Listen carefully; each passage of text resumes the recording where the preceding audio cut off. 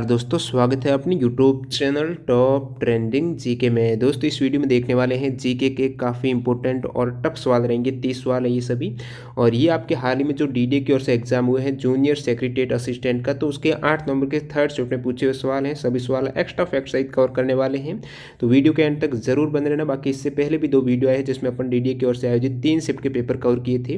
वो यदि आपने नहीं देखा तो उसकी पीडीएफ भी टेलीग्राम चैनल पर अवेलेबल है, आप देख सकते हो। तो लिंक डिस्क्रिप्शन बॉक्स में है, टेलीग्राम चैनल ज्वाइन कर लेना, इसकी पीडीएफ भी मिल जाएगी आपको। वीडियो में आगे बढ़े उससे पहले मैं आपको बता दूं, अनअकैडमी आपके लिए लेके आया है एसएससी चैंपियन लीग, जो कि हर महीने की 23, 24 और 30 तारीख को कंडक्ट होती है, और इसमें ये बिल्कुल फ्री रहेगी। और यदि आप इसमें बेहतरीन अच्छा स्कोर करते हो तो टॉप 5 रैंकर को यहाँ पे मिलने वाला है अमेजन वाउचर। और ये जो क्विज रहेगी आपकी मॉक टेस्ट रहेगा, अनअकैडमी के बेस्ट एजुकेटर के द्वारा तैयार किए हुए हैं। आप अपने ऑल इंडिया रैंक पता कर सकते हो, और आपको मिलेगा बेहतरीन प्राइज और स्कॉलरशिप है। 3 आपके स्टेज में, स्टेज फर्स्ट, सेकंड और फिनाले होने वाला है, जिसमें फर्स्ट सेकंड में आपके रीजनिंग जीए रहेगा और इसमें आपके 50 क्वेश्चंस रहेंगे। इसी प्रकार स्टेज सेकंड में क्वांट और इंग्लिश का सेक्शन है, और फिनाले में होगा आपके रीजनिंग जीए क्वांट इंग्लिश है। और ये आपके होने वाला नेक्स्ट आपके 23 और 24 नवंबर को स्टेज फर्स्ट और सेकंड होगा, फिर आपके 30 नवंबर को क्वालिफाई रहेगा। तो इसको मॉक टेस्ट जरूर अटेम्प्ट करना, बिल्कुल फ्री है। 8 से 8:30 PM पर रहेगा, और जो अच्छा स्कोर करेगा फर्स्ट रैंक वाले को मिलेगा 5,000 रुपये का अमेजन वाउचर ग्रुप स्टेज में, और ग्रुप स्टेज में यहाँ पर सेकंड और थर्ड रैंक वाले को 2500। इसी प्रकार फिनाले में आपके फर्स्ट रैंक आती है तो 10,000, सेकंड थर्ड को 5,000 और फोर्थ और फिफ्थ रैंक को 2,000 का अमेजन वाउचर है। तो फ्री मॉक टेस्ट है, बिल्कुल आप जरूर एनरोल कीजिए, लिंक डिस्क्रिप्शन बॉक्स में है। देख लेते हैं वीडियो। यहाँ पर जो 30 सवाल पूछे गए इसमें काफ़ी टफ और करंट अफेयर्स के सवाल भी सम्मिलित हैं, तो बने रहिए वीडियो के एंड तक। पहला सवाल देखिए, निम्न में से किस महाद्वीप में जनसंख्या की वृद्धि सबसे अधिक है? तो जनसंख्या की वृद्धि की बात करें तो यहाँ पे एशिया में जनसंख्या जो वृद्धि दर है वो सबसे अधिक है। ओवरऑल जो महाद्वीप है इसमें एशिया में विश्व की सबसे ज़्यादा जनसंख्या निवास करती हैं। टोटल यहाँ पर 59.69% जो जनसंख्या है वो एशिया महाद्वीप में है। सेकेंड हाईएस्ट पॉपुलेशन कौन से महाद्वीप में है? वो है अफ्रीका में है, 16.36। इस प्रकार तीसरे स्थान पर यूरोप है। सबसे कम जनसंख्या बिल्कुल है ही नहीं, जो वैज्ञानिक वगैरह रहते हैं, अंटार्कटिका में हो जाएगी। अगला सवाल देखिए, यहाँ पर निम्नलिखित में से कौन ठोस सोल का उदाहरण है? सॉलिड कोलोइड का जो उदाहरण है उसमें आपके दूध या कांच हो जाएगा, ओपल ग्लासेज है। तो ठोस जो सोल होता है क्या, पहले बात करें सोल की, तो किसी सतत तल माध्यम में बहुत छोटे जो ठोस के कण हैं उनसे बना हुआ एक कोलाइड होता है सोल, और सोल काफ़ी स्थायी होते हैं और ये टिंडल प्रभाव दिखाते हैं सोल। जैसे कि उदाहरण की बात करूँ तो ब्लड हो गया, रंजित स्याही है और मिल्क ऑफ मैग्नीशिया है, ये सभी आपके सॉल हो जाएंगे। और सॉल का उपयोग है वो सॉल जेल प्रक्रिया में किया जाता है। तो ये आपके हो गया दूध या कांच है, ये कैसा है? ठोस सॉल है, जिसमें यानी सॉलिड कण है वो किस में रहेंगे? तरल में, दरों में रहेंगे। और बाकी जेली की बात करें तो ये जेल कोलोइड हो जाएगा। अगला सवाल देखिए, तो इसमें पूछा हुआ 2019 के लिए कौन सी क्रिकेट टीम को एमसीसी के Christopher Martin Jenkins spirit of cricket award से सम्मानित किया गया है? तो टेलीग्राम पर भी मैंने क्विज डाला था, ये काफ़ी स्टूडेंट ने गलत आंसर किया था इसमें। एमसीसी देख के सभी कर रहे थे ऑस्ट्रेलिया। तो एमसीसी जो Christopher Martin Jenkins spirit of cricket award है, ये 2013 में स्टार्ट किया गया था मेरिलबॉल क्रिकेट क्लब एमसीसी के द्वारा। और ये अब की बार जो 2019 में अवार्ड दिया गया है Christopher Martin Jenkins spirit of cricket award है, वो न्यूजीलैंड को मिला है। ऑप्शन 3 करेक्ट हो जाएगा। अगला सवाल देखिए, भारत सरकार ने किस राज्य में भारत का पहला समुद्री संग्रहालय शुरू करने की योजना बनाई है? तो भारत का जो पहला समुद्री संग्रहालय है वो गुजरात में शुरू करने की योजना बनाई है। गुजरात के सौराष्ट्र तट पर एक हड़प्पा स्थल लोथल में ये राष्ट्रीय समुद्री विरासत संग्रहालय स्थापित होगा। कहाँ पर? सौराष्ट्र तट पर होगा, जिसका उद्देश्य है वो पानी के अंदर समुद्री पुरातत्व को बढ़ावा देना है। तो भारत का पहला जो समुद्री संग्रहालय है वो गुजरात में शुरू हो रहा है। अगला सवाल देखिए, केंद्रीय बजट 2020-21 के अनुसार क्वांटम प्रौद्योगिकी और अनुप्रयोगों पर राष्ट्रीय अभियान के लिए 5 वर्ष की अवधि हेतु कितनी राशि के प्रीव्यय प्रदान करने का प्रस्ताव किया गया है? तो बजट 2020-21 में क्वांटम प्रौद्योगिकी को और उनके अनुप्रयोग हेतु जो यहाँ पर प्रीव्यय प्रदान करने का प्रस्ताव किया वो राशि है 8,000 करोड़ रुपए। नेक्स्ट वन देखिए, यहाँ पर क्वेश्चन नंबर 6, कुतुब मीनार में कितनी मंजिलें हैं? तो कुतुब मीनार में टोटल 5 मंजिलें हैं। और इसका निर्माण किसने कराया है? तो निर्माण यहाँ पर बात करें तो शुरुआत में एक वेधशाला थी जिसको तोड़कर इनका आधार का निर्माण कराया था दिल्ली के प्रथम मुस्लिम शासक कुतुबुद्दीन ऐबक ने 1193 में। जो प्रथम मंजिल है आधार है उसका निर्माण कराया था शुरुआत में कुतुबुद्दीन ऐबक ने 1193 में कराया था। उसके बाद उनका उत्तराधिकारी था इल्तुतमिश और उन्होंने जो 3 मंजिल बनाई थी इसके ऊपर, तो इल्तुतमिश ने आधार के ऊपर 3 मंजिलों को बढ़ाया था और सन 1368 में फिर जो टोटल यहाँ पर बता रहे 5 मंजिल है, तो अंतिम मंजिल जो 5वीं मंजिल बनाई है वो 1368 में किसने बनाई है? फिरोज शाह तुगलक ने। तो इस प्रकार कुतुब मीनार है कहाँ पर है? दिल्ली में स्थित है। तो इसमें टोटल मंजिल है 5। अगला सवाल देखिए, निम्नलिखित में से कौन सा सल्तनत राजवंश की अवधि से संबंधित है? तो दिल्ली सल्तनत की बात हो रही है। जो 1320 से 1414 तक शासनकाल किसका रहा है? तो तुगलक वंश का रहा है। तो दिल्ली सल्तनत के जो टोटल 5 वंश है, यानी गुल खिले तो सोजा, आप ट्रिक्स याद कर सकते हो, गुल खिले तो सोजा। तो गुल यानी गुलाम वंश पहला वंश हो जाएगा दिल्ली सल्तनत का, जिसका जो शासन काल रहा है वो 1206 से 1290 तक गुलाम वंश का रहा है, जो स्लेव डायनेस्टी है। बात करें खिलजी वंश की तो 1290 से 1320 तक। यहाँ पर आपके 1320 से लेकर 1414 का पूछा है। तो खिलजी के बाद आए थे गुल खिले तो यानी तुगलक वंश 1320 से लेकर 1414। उनके बाद सैयद डायनेस्टी है 1414 से लेकर 1451। फिर लास्ट में आपके दिल्ली सल्तनत में लोधी वंश है 1526 तक रहा था इनका। अगला सवाल देखिए, निम्नलिखित में से किस आंदोलन को वंदे मातरम आंदोलन के नाम से भी जाना जाता है? जो स्वदेशी आंदोलन हुआ था बंग भंग के दौरान, जो बंगाल का विभाजन हुआ था, कब हुआ था? 1905 में। तो उसके केस में भारतीय नागरिकों ने 1906 में ये शुरू किया था, क्या? स्वदेशी आंदोलन। और इसे आंध्र प्रदेश में वंदे मातरम आंदोलन के नाम से भी जाना जाता है। और इसकी जो अंत खत्म हुआ था ये आंदोलन, ये 1911 में हुआ था। और स्वदेशी का सभी को पता है अपने देश का, मतलब इस आंदोलन की जो रणनीति थी वो ब्रिटेन में बने माल का बहिष्कार करना है, ब्रिटेन का जो सामान है उसको नहीं उपयोग करना है, और भारत में जो भी माल है उसका आधिकारिक प्रयोग करके साम्राज्यवादी ब्रिटेन को आर्थिक हानि पहुंचाना और भारत के लोगों के लिए रोजगार का सृजन करना था, जो कि स्वदेशी आंदोलन को आंध्र प्रदेश में कहा गया था। वंदे मातरम आंदोलन बंग भंग के दौरान ये हुआ था स्टार्ट। अगला सवाल देखिए, स्वीटी कुमारी निम्नलिखित में से किस खेल से संबंधित हैं? स्वीटी कुमारी कौन से स्पोर्ट से हैं? तो रग्बी हो जाएगा। और यहाँ से करंट अफेयर्स का भी फैक्ट है कि जनवरी 2020 में बिहार की स्वीटी कुमारी को international young player of the year का अवार्ड दिया गया है। तो international young player of the year 2019 का जो अवार्ड दिया है जनवरी 2020 में, वो स्वीटी कुमारी को दिया गया है। ये रग्बी की खिलाड़ी है स्वीटी कुमारी। निम्नलिखित में से कौन सा ईरान का पड़ोसी देश नहीं है? तो ईरान के पड़ोसी देश में सीरिया नहीं है। बाकी ईरान की बात करूं तो नॉर्थ में ईरान की बाउंड्री लगती है अजरबैजान और आर्मेनिया, तुर्कमेनिस्तान और कैस्पियन सी की लगती है। ईस्ट में पाकिस्तान, अफगानिस्तान। देश की बात करें तो इसमें पाकिस्तान पड़ोसी है, अफगानिस्तान है, अजरबैजान है और आर्मेनिया हो जाएगा, तुर्कमेनिस्तान है। और फिर यहाँ पर साउथ में बाउंड्री लगती है पर्शियन गल्फ की, गल्फ ऑफ मन्नार की, और वेस्ट में लगती है टर्की और इराक की। तो किसका पूछ लिया यहाँ पर सवाल? देखिए किस प्रकार पूछे जा रहे हैं टफ सवाल। ईरान का पड़ोसी देश नहीं है, भारत के पूछ लेते तो कोई बात नहीं, ईरान का पूछ ले तो इसमें सीरिया हो जाएगा। अगला सवाल देखिए, तो इसके लिए आपको पूरा मैप पता होना चाहिए वर्ल्ड का। संविधान के निम्नलिखित में से कौन सा अनुच्छेद ऊपरी और निचले सदन, यानी यहाँ पर लोकसभा और राज्यसभा की बात हो रही है, इन दोनों को अपनी प्रक्रिया और उनके व्यवसाय के संचालन के लिए नियम बनाने का अधिकार किस आर्टिकल में है? तो अनुच्छेद 118 क्या कहता है? अनुच्छेद 118 करेक्ट हो जाएगा। तो संविधान के उपबंध के अधीन रहते हुए संसद के प्रत्येक सदन अपनी प्रक्रिया और कार्य संचालन के लिए, अपने कार्य को संचालन करने के लिए वो एक नियम बना सकते हैं, लोकसभा और राज्यसभा अनुच्छेद 118 में वर्णित है। मध्य भारत का प्रथम मेगा फूड पार्क का उद्घाटन कहाँ किया गया है? तो ये मध्य भारत का प्रथम मेगा फूड पार्क है जिसका उद्घाटन हाल ही में देवास में किया गया है। किसने किया है? तो ये केंद्रीय खाद्य प्रसंस्करण मंत्री कौन है? ये है हरसिमरत कौर बादल के द्वारा देवास मध्य प्रदेश में अवंती मेगा फूड पार्क का उद्घाटन। इस मेगा फूड पार्क का नाम अवंती है, जो कि 51 एकड़ से अधिक क्षेत्रों में फैला हुआ है, जिसकी निर्माण लागत 150 करोड़ रुपए है। अब मैं बात करूं, ये तो मध्य भारत का हो गया जो देवास भोपाल में है। भारत का पहला मेगा फूड पार्क कहाँ पर है? हरिद्वार में है। और बात करूं भारत का पहला, ये करंट अफेयर्स का है, शायद जनवरी 2019 में हुआ था इसका निर्माण।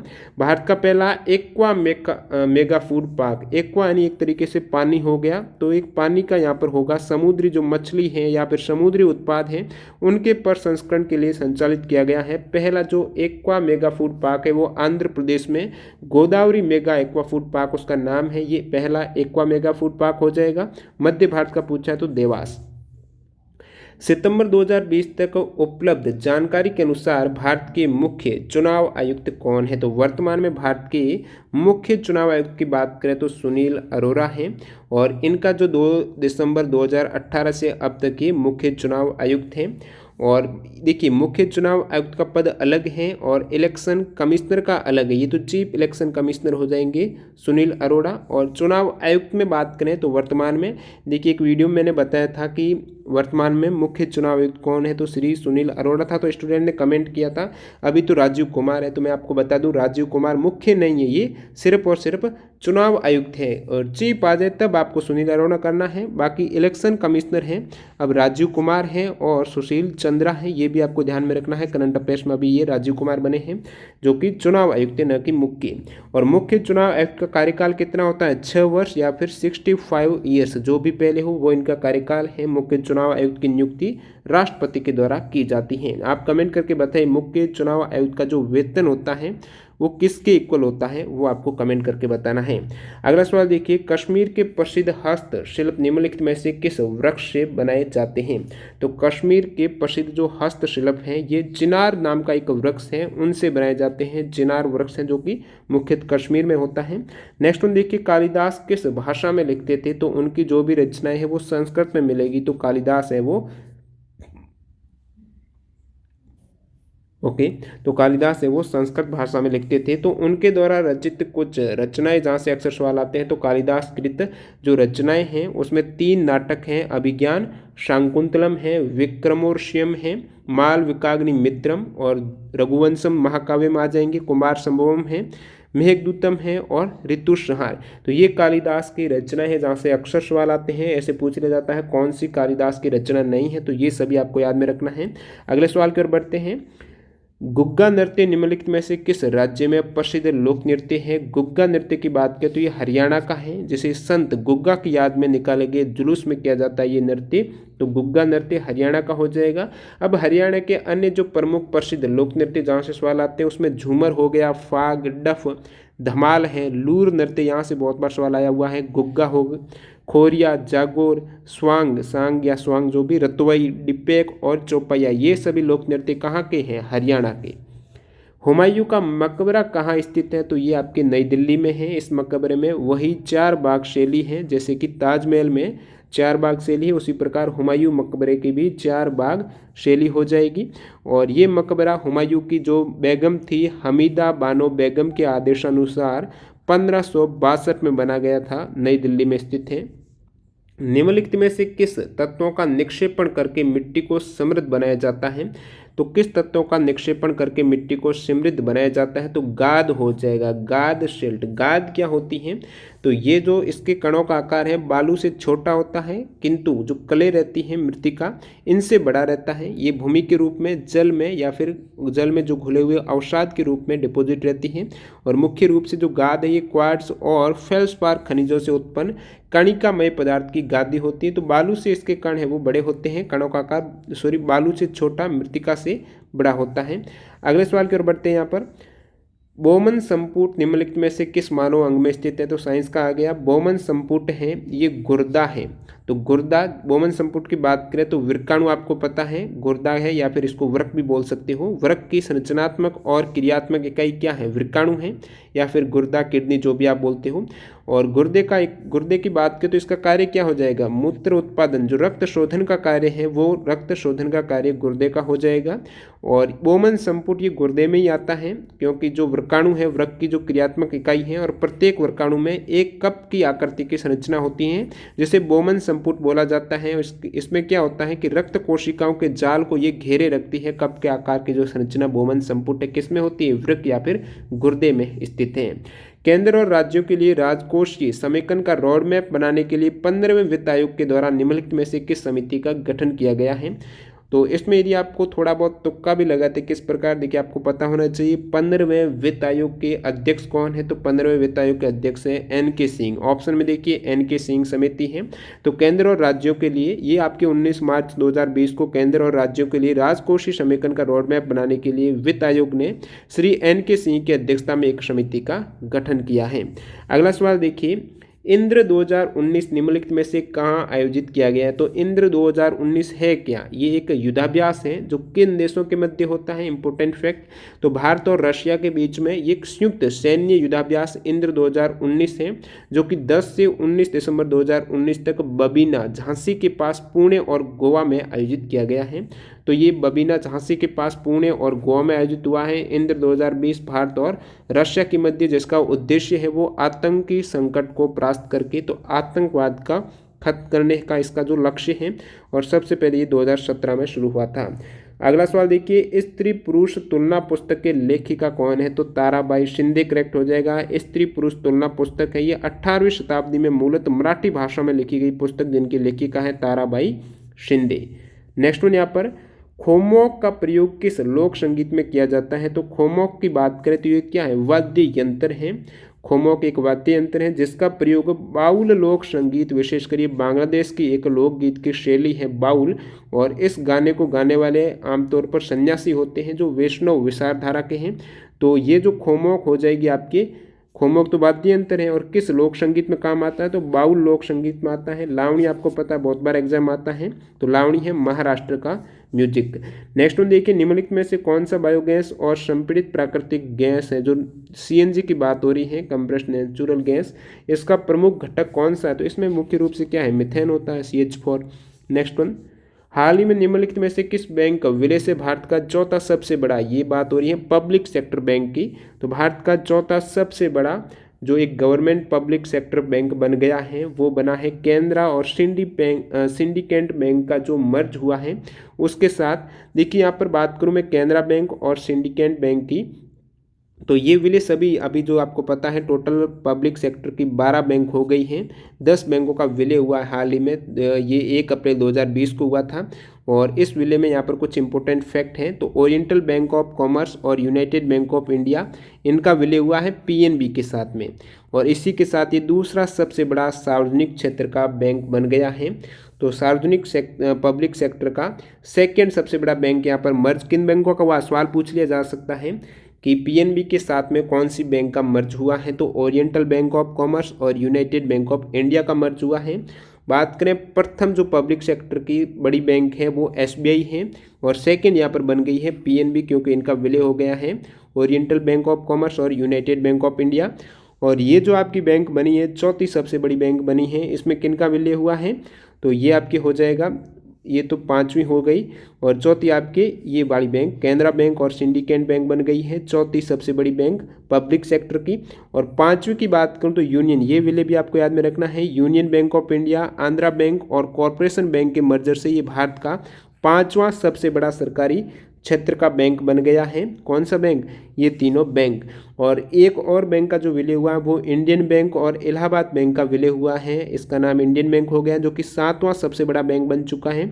Number of public sector bank कितने भारत के, 12 हैं, और प्रथम जो सबसे बड़ा है वो एसबीआई है, दूसरा आपको पता है यहाँ पर पीएनबी हो चुका है, तीसरा बैंक ऑफ बड़ौदा, और चौथा ये सवाल में कैनरा बैंक और सिंडिकेट बैंक, पांचवा ये union bank of India, Andhra bank, corporation bank है। तो ये सभी पब्लिक सेक्टर बैंक में 12 बैंक है, उसमें प्रथम एसबीआई है। बाकी प्राइवेट सेक्टर में जैसे कि एचडीएफसी है, आईसीआईसीआई है, एक्सिस बैंक है, इंडसइंड बैंक है, ये सभी प्राइवेट सेक्टर की हैं। साल्ट लेक स्टेडियम कहाँ स्थित है, तो साल्ट लेक स्टेडियम है कोलकाता में, इसका जो ऑफिशियल नेम पूरा नाम है वो है विवेकानंद युवा भारती क्रीडांगन है, और ये स्टेडियम कोलकाता पश्चिम बंगाल में है। और बात करें स्टेडियम की, तो भारत का दूसरा सबसे बड़ा स्टेडियम है ये साल्ट लेक स्टेडियम कोलकाता, या फिर विवेकानंद युवा भारती क्रीडांगन। तो भारत का सबसे बड़ा स्टेडियम कौन सा है दर्शक क्षमता के अकॉर्डिंग, तो सबसे बड़ा है सरदार पटेल स्टेडियम अहमदाबाद गुजरात में। सेकंड जिसकी दर्शक क्षमता 85,000 है वो साल्ट लेक स्टेडियम कोलकाता में है, और ये जो सरदार पटेल स्टेडियम की जो दर्शक कैपेसिटी है वो 1,10,000 हो जाएगा। अगले सवाल की ओर बढ़ते हैं।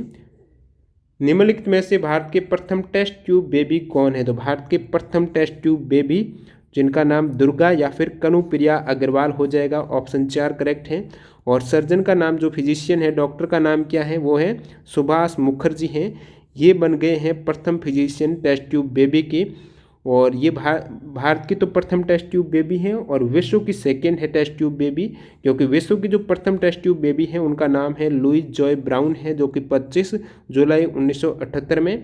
और भारत की जो प्रथम टेस्ट ट्यूब बेबी या विश्व की सेकेंड है वो 3 अक्टूबर 1978 को जन्म हुआ था। इनका नाम है दुर्गा या फिर कनुप्रिया अग्रवाल हो जाएगा। अगले सवाल की ओर बढ़ते हैं। According to the union budget, तो यूनियन बजट से इसमें 3 सवाल पूछ लिए हैं। तो 2020-21 के अकॉर्डिंग कौन सी यूनिवर्सिटी वो नई स्थापित की जा रही हैं? तो 2 यूनिवर्सिटी यहाँ पर बजट में शामिल हुई है, नई स्थापित होगी। एक तो नेशनल फॉरेंसिक साइंस यूनिवर्सिटी और एक यूनिवर्सिटी है जो पुलिस वाली, ये नेशनल पुलिस यूनिवर्सिटी है।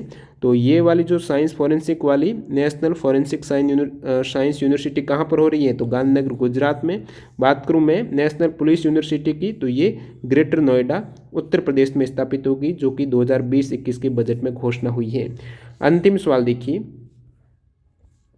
भारत में एक भुगतान बैंक में प्रति खाता जमा राशि की सीमा, जो पेमेंट बैंक है, आप देखते होंगे एयरटेल पेमेंट बैंक हो गया, पेटीएम पेमेंट बैंक, जियो पेमेंट बैंक भी है। तो ये जो पेमेंट बैंक है इसमें आप मैक्सिमम कितना डिपॉजिट कर सकते हो? तो अधिकतम जमा राशि है वो 1 लाख रुपए तक की हो सकती है। और प्रथम जो पेमेंट बैंक थी तो उसका नाम है भारतीय एयरटेल है। ये पहली इंडिया की प्रथम पेमेंट बैंक है, मार्च 2017 में आई थी। तो ये टोटल आपके 30 सवाल हो गए जो इस शिफ्ट में पूछे हुए हैं। बाकी ये अन्य शिफ्ट के भी पेपर हैं जो कि टेलीग्राम चैनल में शेयर कर दूंगा। तो डिस्क्रिप्शन बॉक्स में चैनल की लिंक है, क्लिक करके जरूर ज्वाइन करना। धन्यवाद।